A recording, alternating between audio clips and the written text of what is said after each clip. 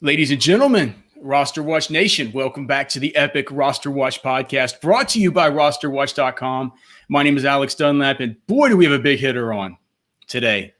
Well, a big hitter with a very violent Twitter handle, by the way, the FF Hitman. He's Mike Wright. He's from the Fantasy Footballers, of course. You can find the Fantasy Footballers at thefantasyfootballers.com. Probably the most popular fantasy podcast out there in the fantasy streets right now. Also, they have their Ultimate Draft Kit available at ultimatedraftkit.com. It has all of the rankings from our friend Jason, from Mike, from their guy Andy, and then also stuff like reception perception for Matt Harmon. It's a very, very dense and premium product that they have. Very highly recommended. That is ultimatedraftkit.com. Mike Wright, the Hitman. It's the scariest name. How did you get that name, by the way? I've never asked you. You're such a nice dude. Look, it's like, look, it's a bad story. It's so bad that it's funny to tell. Where back when the podcast was just myself and Andy, and no one listened to it. Andy was going to be out of town, and I was like, "Oh, we got to keep the podcast going." So I grabbed another guy from our office who was in our league, and it turned into like him not saying anything and me screwing around for an hour, just like talking to someone, but really talking for myself. And then I just started running all these jokes. I was like, Andy can't stop me from doing anything because he's not here. And then I threw out the joke of like, dude, you need to start calling me the fantasy hitman, and like playing on how stupid it was. And then Andy came back the next week, and every time he would say my name, I would correct him, and he would get mad about it because it's so stupid.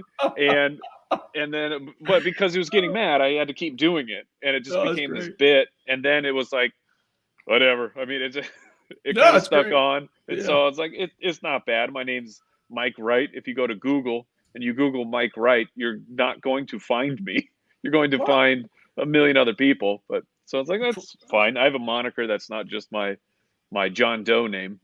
No, yeah, just good. It's good. It's good. It's a good way to brand yourself. It's better than our guy, the Trashman, who literally is just heaping pile of junk. You know, it's a better story than I love the Trashman. I love his takes. Hey, speaking of the Trashman and trashy players, we should probably start out with. So I saw that Jeremy Hill was cut by the Raiders. Do you have a favorite Jeremy Hill Raiders moment? I figure we should show our respects. Maybe take a stroll down memory lane. Last couple days. Yeah. Yeah, I think he's done. I don't know. Yeah, I think he's probably done too. What about your boy David Johnson? Is he done now that he's out of Arizona? Oh, man, it's so tough because like people forget how awesome he was for 8 weeks. I mean, you're talking like half of the season. David Johnson was just rattling off running back one numbers over and over, mostly because the offense he was in, and he still has pass catching chops. Like his hands are still great, and he can still run a route, and he can still win on a route. I don't know if he has it anymore in the legs, like the burst he needs to be, like 1,000-yard rusher. But we've done some studies over here. People love talking about vacated targets, and we've found there actually is a pretty decent correlation with vacated targets and then an uptick in running back targets the following to fill in that hole, because we like to play the game of, okay, receiver X is now taking over and there's 100 vacated targets. Well, of course they're going to get him because it's the wide receiver. Maybe the wide receiver is not good enough. I mean, like, maybe they're not good enough to get open and get that target. So I think that David Johnson will see enough targets to be valuable for fantasy football. Does he still have it? I don't know, but Houston's going to score a bunch of points, and I think DJ is going appropriately in drafts. Like, I think his ADP is fine. Yeah, I think so too. And people talk about this vacant. That's an interesting point you bring up, because I saw today somebody that not even from the fantasy world, and it was Joe Shad, I think. He covers the Dolphins. And so whenever there was the news that that Albert Wilson was going to clearly losing Albert Wilson's targets and Allen Hurns' targets, that's not that big. It's not like losing DeAndre Hopkins. But he was saying what he said is kind of not the most intuitive thing, is he said, look, look for an uptick for Matt Breida as far as his use in the passing. It was kind of the same thing. And I think with David Johnson, like you mentioned, he averaged 20.2 fantasy points in PPR before he got hurt last year. Yes. I know you guys are Cardinals fans.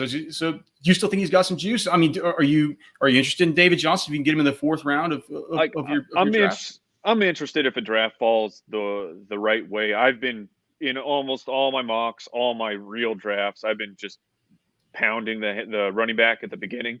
So I get to the fourth round, and because I like the wide receiver there more than I like David Johnson. So I haven't really set myself up to draft him.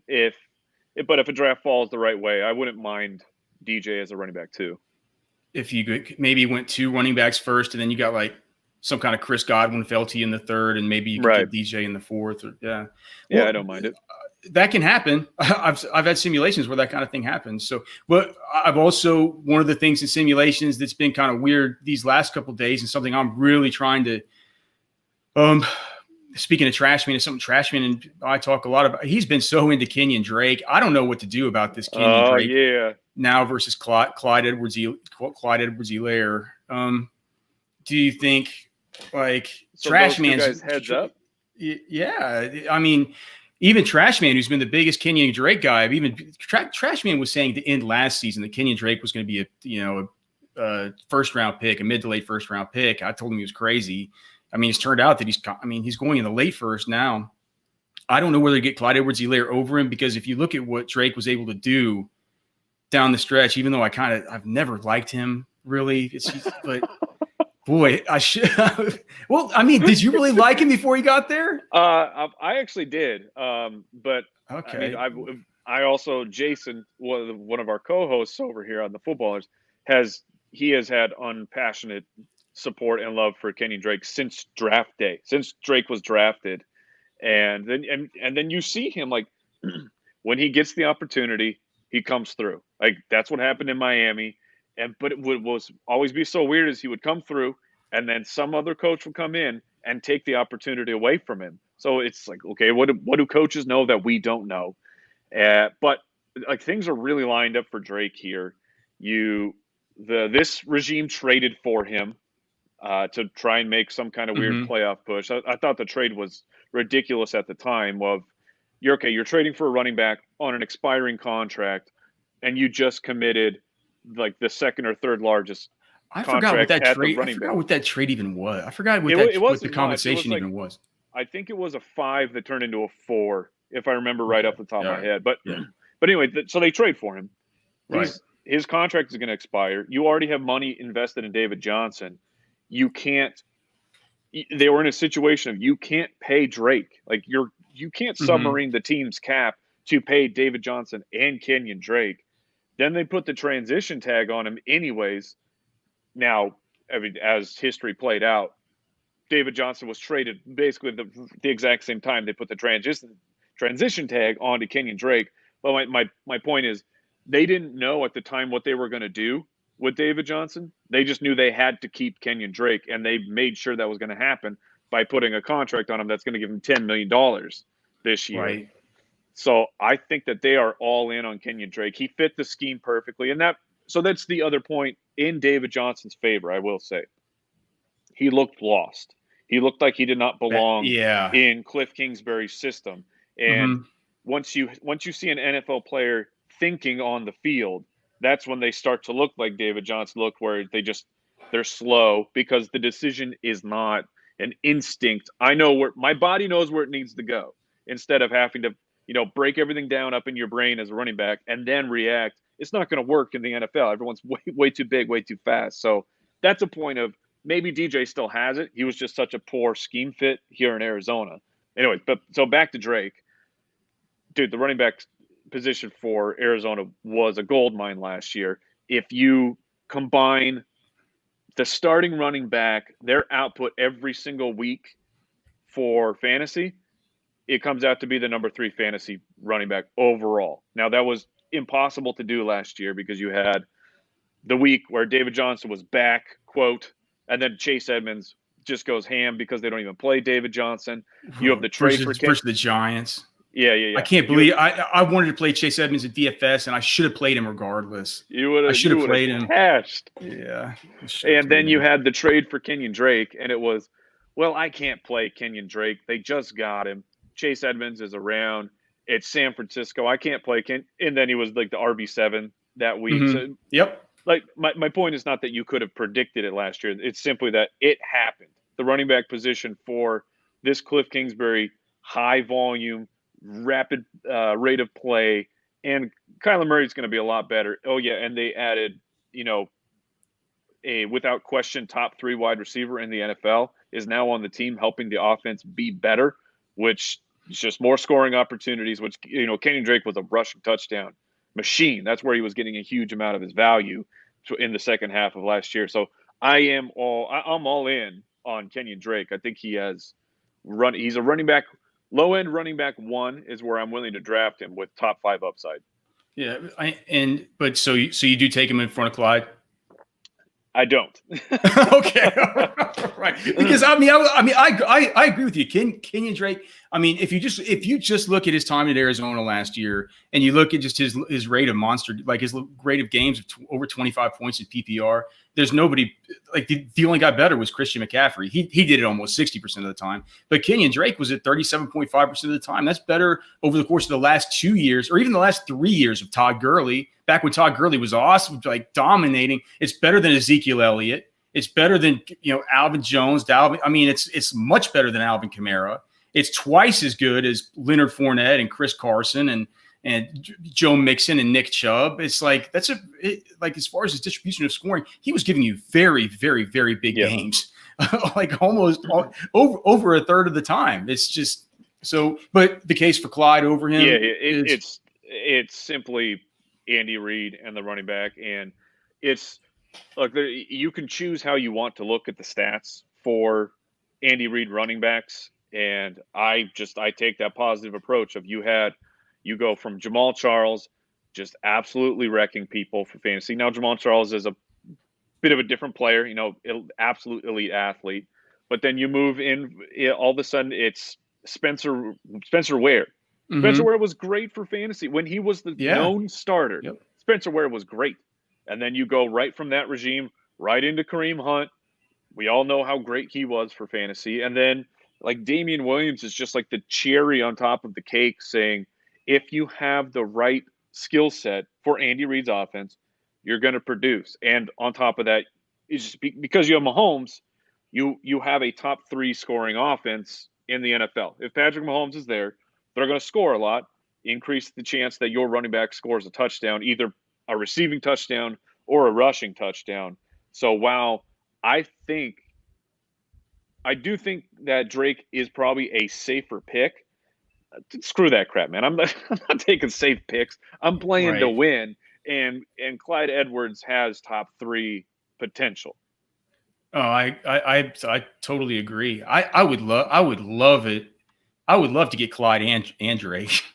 I could see it happening. That'd be if Clyde slips, sure. But I'm like, dude, August hasn't even happened yet, man. The casuals have not arrived yet back into fantasy football, and Clyde Edwards-Helaire is just going to start to skyrocket, especially as all of us talking heads start touting him. Yeah, I think some of the casuals are starting to creep back in. I'm getting more and more questions about fantasy teams. It seems like that's usually a bit of an indicator there that people are getting psyched again. I actually have a question for my own fantasy team that I'd like to ask. Let's you. go. Let's do it, man. Okay, so I have a keeper league where I could keep Kyler Murray for a 9th rounder, or I could keep Terry McLaurin for a 15th rounder. Oh man, okay, that is tough. Because like that 9th round, that's the price you want to pay for Kyler. You're not going to get him there. I mean, he's a 5th or a 5th or a 6th round pick. You gotta take him at sometimes you can get him at the end of the 6th. Yeah. So I mean, Kyler is easy to project as that player to take the Lamar Jackson leap. I mean, because you're the same archetype of a quarterback. You don't get 1,000 rushing yards, but you're going to get 500 rushing yards, and you get way more passing volume with Kyler Murray. Mm-hmm. And he had off the top of my head, it was like a 3.7% touchdown rate, which is is absurdly low, where like the league average is 4.5% of your attempts turn into a touchdown, and Kyler didn't have that. He also gets the benefit of DeAndre Hopkins. So Kyler's passing touchdown volume could go way, way up. He was also playing with a hurt Christian Kirk for the majority of the season, and they didn't have any other superstars besides an aging Larry Fitzgerald. So he's super interesting in the ninth. But, the way I play with quarterback I assume this is a single quarterback. Yeah, it's just single quarterback. It's a single quarterback home league. It's my oldest league with a bunch of dudes who really are still of the mindset that they like these guys each take two quarterbacks, and they take them a little bit earlier and stuff. And so that's just just something to throw in. But I think it might be hard. It might be hard to pass on McLaurin in the 15th. Yes, I was going to say McLaurin's comps. If you look at since 2000, the history of guys that put up his production, he's surrounded by elite company, man. And he would have had 1,000 yards had he not gotten hurt right at the very end of the year. Easy would have had 1,000 yards. Oh. But players that put up very similar production to him are guys like Andre Johnson and Julio Jones, and they're he's right there with their production. And I think the sky's the limit for what Terry McLaurin could do, even with Haskins. I mean, people like to point out, look, Haskins was bad, man. There's no arguing that when Haskins started, he was bad. He did get better towards the end of the year. If I'm remembering it right, he had, I think, 7 passing touchdowns in his starts, which is terrible. But 6 of those touchdowns were his final 3 games. It was starting to come together. The yardage starting to take selfies with the crowd. Yeah, he was getting into it. And I mean, but anyways, my point was Terry McLaurin splits pre-Dwayne Haskins as a starter. He averaged 64 yards a game. After Haskins was the starter, he averaged 64, 65 yards a game. His yardage was there. The touchdowns did go down. And now you have the Alex Smith factor is in play. As insane as a miracle as it sounds that Alex Smith might play football again, he might. And if Alex Smith is not playing, he's at least there coaching up Dwayne Haskins. And I would love to have my young quarterback be coached up by Alex Smith. So McLaurin is probably my pick. I mean, free. Although Kyler in the ninth, it's whatever. The cost is not a factor for me. It's who do I want? What can I get a top 15 wide receiver in the 15th round? And that sounds pretty freaking good. Right. All right. Well, I appreciate the advice because everybody cares so much about my fantasy team. And I'll say I'm sorry. I didn't mean to cut you off. No, I said we all do it. I ask Jason and Andy advice on my team. Totally. It's much easier to give advice on what someone could do because I'm not emotionally connected to your team or your players. Or my league that's full of complete assholes, right? Well, so let me just. I think I heard, and you might not know off the top of your head, but I haven't got my hands on your ultimate draft kit yet. But I think I've heard, whether it was Jason Moore telling me or just seen on Twitter, Matt Harmon's perception really liked Terry McLaurin. I believe. So that's just also something to keep in mind there. Yeah, he grades out as basically an elite wide receiver. I think it was funny because I'm talking about Terry on tomorrow's show.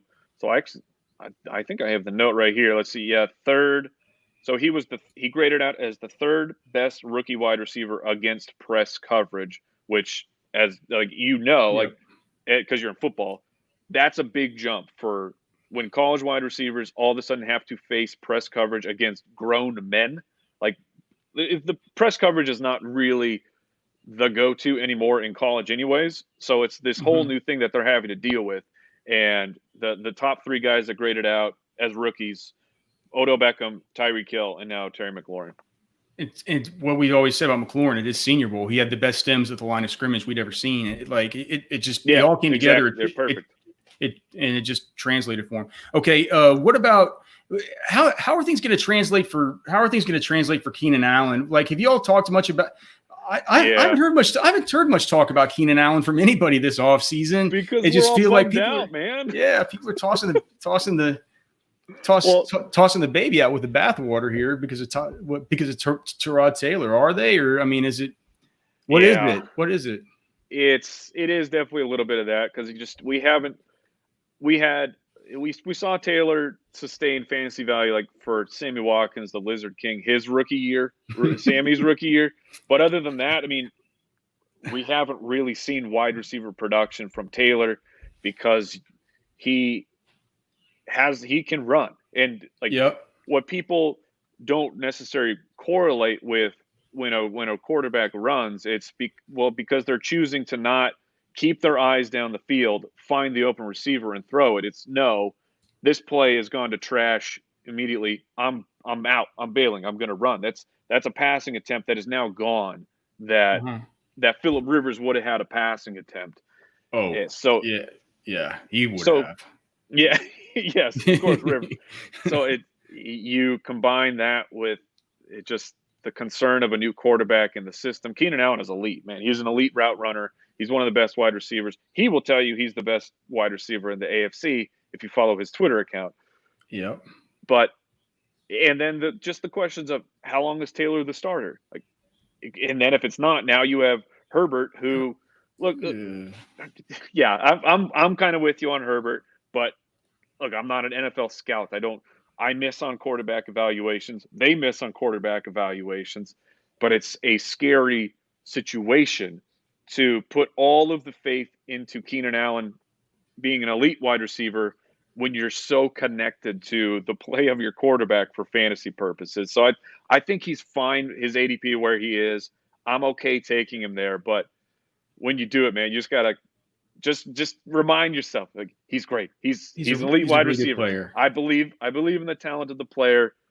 Life will find a way to get it done. He has the courage to tell Le'Veon Bell that his music sucks. That's another thing that's another I didn't know that one. That's another good. thing I really, really, really like about him. What about okay, so how about this? This is a little exercise I was thinking about to maybe ask Trashman on our Sirius show this weekend, but I thought I'd just ask you just to see if you had so basically, which one of these wide receivers is currently being taken as a wide receiver 2 in fantasy do you think has the best shot of ending up as a wide receiver 1? And the guy's going or ending up as the wide receiver 1. So we're talking about the shot of being like the overall best. So a low likelihood scenario, right? But just which one do you think has the best chance? So, okay, so the guys going as wide receiver 2s right now in half-point PPR are Odell Beckham, Cooper Kupp, A.J. Brown, DJ Moore, Calvin Ridley, Courtland Sutton, Juju Smith-Schuster, Keenan Allen, Tyler Lockett, T.Y. Hilton, DK Metcalf, DJ Chark, and Devontae Parker. Could you make a rational case that for any one of those guys to finish as the wide receiver 1 in fantasy? Yeah. Beckham is the easy one, and I don't want to take that just because we've seen him, basically do that. Yeah. And I'm back with Beckham. I think Beckham I think Beckham one year actually was the wide receiver 1. I don't know if he hit it or not. His rookie year, he was 1,400 yards or whatever and double-digit touchdowns. I don't know if he actually hit the 1 or not.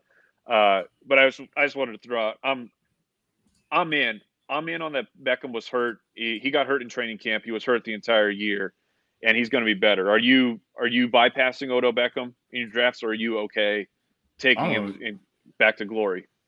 Oh yeah, I mean, it's Odell Beckham. Like I've never been off. I've never been off. I'm not going to jump off now. Now's not the time. I'm not jumping just off checking now. in. What's funny is I'm actually lower on Cooper Kupp than especially the rest of the footballers. I think I'm lower on him than everyone else because I'm worried about what happened at the end of the season. I know it could be it fell off because he forced the rehab issue with his ACL to get back on the field, and I don't know what that is like, but I hear people that I respect, injury people, saying his legs gave up on him, and he just he wore out. So he should be back to health, and then if he's back to health, Jared Goff returns to form because it was a bit of a disaster last year, And they're really they're running the 2 wide receivers and the tight ends. So like you don't have to worry about Brandon Cooks taking targets or anything like that, because Cooper Kupp is a touchdown threat. If you're going to be the number 1 guy, you got to hit double-digit touchdowns. Like if you can't do that, you're out for me. And Cooper Kupp is one of those guys that he could have a fluky 16-plus touchdown year. It could just bounce that way. And then so I could see him ending at number 1, even though I'm lower on him than most people. With Odell Beckham, what it was in 2015, his second year. He only played 15 games, but he ended up as wide receiver 2 in fantasy points per game behind Antonio Brown by only 0.5 points. If he would have played all 16 games and would have gotten 20 points in that final game of the season, he would have finished wide receiver 1. So that's what I was thinking about. He can do it. Him. He can do it for sure. And the thing about Kupp too is, like, especially if you're thinking about in PPR, I mean, he's finished he's had near top 5 finishes, in PPR. So I think that's a perfectly reasonable answer. All right. So a quick thing I wanted to go through here with you, where you have to pick a side, and this is not always football, but I made probably 10. These are the best questions. 10 to 15 questions here. We'll start out with football, and it'll devolve from there. So robust RB versus zero RB. You have to pick a side. Okay. It's easy for me. It's robust. Analytics Twitter versus film Twitter. You have to pick a side. If I have to pick a side, I have to go with analytics. I use both. Both are, I believe, very necessary. The problem with film is it's subjective. I can't prove anything to you because it's just my opinion. But I can make numbers say things that they aren't actually saying. You can't put a number on a guy's elite vision or his hip right. Swivel. Yes, exactly. Okay. Would you? So you have to pick a side. You have to do one of these two things. You have to pick a side. You have to answer Twitter sit-start questions for 24 hours straight, or you can have no food for 36 hours straight. Oh man, no food. Can I have water? Yeah. Yep. Yeah. You can have water. Nothing like a smoothie or anything like that. Yeah. Man, I know myself. I probably have to take the 24-hour Twitter-a-thon. Dude, you really couldn't hack it for that for 36 hours? Dude, I fall apart without food. I fall apart answering Twitter sit start question. No, they are the least favorite part of the job, but okay. I'm here for the people. I'm trying to help. Yeah. What if okay, I'm not even going to put that qualification, but I'll just tell people the worst way to ask one of these questions is just to tweet at somebody and say, like, Calvin Ridley or DJ Chark. It's like, let them get back to you. You didn't even have the fucking courtesy to say, oh, hey, Alex, can you tell me who you'd rather pick? So what's the harder part? Like, if someone wants to ask me, DJ Chark or Raheem Mostert, okay, I get it. Maybe you don't have access to my flex rankings. But if you're literally asking me position to position, dude, those are 100% free. They are on my website. And I get it. I get they want like the actual, this is the stamp, this is the nod of approval. I am speaking this into existence. But the rankings are there. Okay. Feel free to look. Let's say you're in Arizona. Yep. Green. You have to take a side. Green salsa or red salsa? Red. I mean, who would take the green salsa side? I don't know. I've come around that I can eat it now. It always used to like freak me out. I can eat it and it's fine, but red salsa is much better. What about if you go to Chipotle? You have to pick a side: guacamole or shredded cheese. Oh, shredded cheese. You got to have the cheese. I can go without guac. You're just throwing out the guac, huh? Look, I want the guacamole, Alex. You're making me choose a side, man. Yeah. Guac's a much more expensive item. So that's true. I can say extra cheese, and they'll give me extra cheese. True. All right. Well, speaking of Arizona, you have to pick a side: sweltering summer heat versus miserable winter cold. The problem is I've never actually experienced cold winter. I mean, I can only imagine what it's like. Because cold here is it's like the 40s. It's down to 58, yeah. I mean, but for us, it's cold. Yeah. I think I would prefer the cold, but that's because I've just experienced so many of the summers, and they are the absolute worst. Yeah. Well, I mean, spend a winter in Minnesota, and you might not think that this is the worst anymore. That's why I'm qualifying. Okay. Okay. You have to pick a side: a swift kick to the nuts, or 3 hours of brain freeze. Like the brain freeze you get from eating ice cream, or right. And the feeling is that feeling right at first, not kind of after it subsides and you've gotten a hang of it. Now let me ask if you've experienced this. I can't prove this. This is like film analysis here, but I feel like as I've gotten older, the intensity when I get a brain freeze, it's far worse. They get worse and worse the older I get. Have you noticed this? No, I haven't noticed any real difference. Well, I've always hated them. They're terrible. But now that I've inceptioned that thought into your brain, prepare for them to get even worse. But so Christ. 3 hours? No, man, just get it over with. Yeah, give me the. I made sure to say it's a swift kick. It comes and goes quickly. Okay. Okay. How about you're still paying for that 3 hours later? Probably. Here's one here's a deep one. Would you rather do something not to disappoint them, deeply, or like in a way that's really going to hurt them emotionally, but would you rather disappoint your wife or your kid? My wife. Really? Okay. I think I'd rather disappoint my kid. I don't think that they would. I mean, my kids are so young. I'm not sure that they would remember any big disappointments from me. Yeah, they probably won't. But I've got 3 of them, so they'd all probably gang up on me. Okay, fair enough. For me, it's just I try to go by that happy wife, happy life. I'm not sure about the happy kid, happy anything else. All right, just a few more of these. It's all correlated, man, because the kid will. If I disappoint the kids, now I've disappointed the wife. You know what? That's the answer. The answer is you don't, because if you disappoint the kids, you disappoint the kids and the wife. If you disappoint the wife, then at least you're only getting it from one side. Exactly. It's fucking brilliant. Okay. Just a few more here. We're good, man. These are fun. But you have to pick a side. Sweat ketchup versus pea mustard. Okay, as in these are my now bodily functions. I'm not. Yes. Yeah. You go outside, you get a little sweaty. You got to pat the ketchup off your. Okay, and it's pea mustard. Is that what it was? Yeah, you got to pee out. You got to go with the pea, the mustard, man. Like in Arizona, we're all just gonna look like crime scenes walking around. No, that makes sense. Makes sense. It's gonna sound like a crime scene every time you go. Take a leak. Oh yeah. I didn't factor in the pain of the urethra, but the vinegar content. Yeah.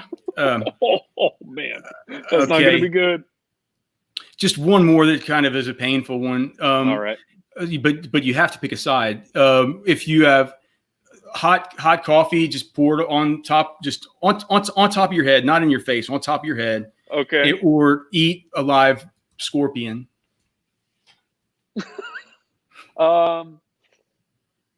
Man, it's probably the scorpion, because I think if you go fast enough, I think it might not bite you.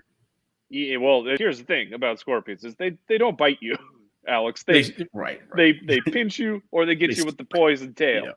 Yeah. Also, I mean, these are like the most frightening creatures that you can ever encounter in the wild, and they're not very large, but they are still terrifying.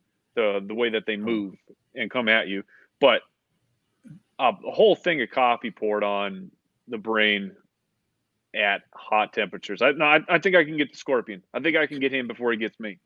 Okay, last two. But you have to choose sides here. Well, you have to be 2 feet taller or 2 feet shorter.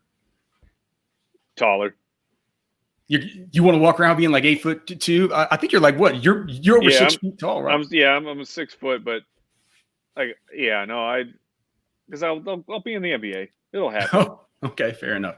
And then finally, me 8 feet tall, I still would not be able to dunk. That's how unathletic I am. Okay, and then finally, I thought this one was hard. I don't, because I'm down here in Texas, where the weather's a lot like you guys, but you have to pick a side. No air conditioning for 1 day, or no refrigeration for 1 week. And by refrigeration, I just mean electric refrigeration. Refrigeration. Your refrigerator, your freezer, the places where you keep stuff cold. And no, it's the refrigerator. If you haven't experienced a power outage in Arizona in the summer, so this is how it goes. You immediately call, whoever, the AC people, and you tell them, like, no, it's out, and you will move up the list because you will become high priority. It still might take hours for them to get there, but like, it's an actual emergency. If you don't have AC, you are calling hotels. You aren't staying at that house anymore because your house will be 90 degrees in a couple hours. Yeah, and you can't, and unless you get, like, I've even looked into buying generators in case it happens. If you buy one of these these generators don't work on a full HVAC system. It's like you got to buy the whole generator. No, not the ones you put gas in. You crank up in the fucking driveway. Those things are enough to keep your, like, refrigerator on. Maybe have a couple fans. You can plug in your iPhone. You got to get that Tesla Powerwall, man. Yeah, get batteried up. I need to sell a whole lot. Need to sell a whole lot more of these draft kits before you get that going on. All right. So again, he's been Mike Wright of the Fantasy Footballers. Speaking of draft kits, you can find there. I've been him, but I still am him. He has been. He continues to be, and I'm assuming he will continue to be into the future. I hope you can find him on Twitter at FFHitman. You can find the draft kit at ultimatedraftkit.com, and of course, you can find their content if you'd like to know an answer to a single position sit start question. You can of course find that at thefantasyfootballers.com. Mike, I'll get you out of here with this one, brother. All right. Love having you on. Thanks so much for doing it. Oh, it's always good to be here. I want to know one player whose ADP is so egregious and cockamamie in one way or another that you can't even bend your mind up to even understand it. Oh man. So usually we did a mock draft on today's Footballers podcast, and he was there in the 6th round, and it's Mark Ingram, like the starting running back for the Baltimore Ravens. And every mock I'm in, every draft I'm in, he's always there. And I get that he over succeeded based on his volume last year. Why would he not be able to do that again? His situation might be better. I get that. Look, J.K. Dobbins is there. I think Dobbins is a stud, but it's still Mark Ingram's job. He is still the man. Their defense added Calais Campbell. Like the strategy of defense, pound the ball and then have Lamar Jackson scramble and then throw a deep pass to Mark Andrews or Hollywood Brown. Dude, like, Mark Ingram could hit double-digit rushing touchdowns easily again, and try finding a running back in the 6th round who has that potential. There you go. There it is.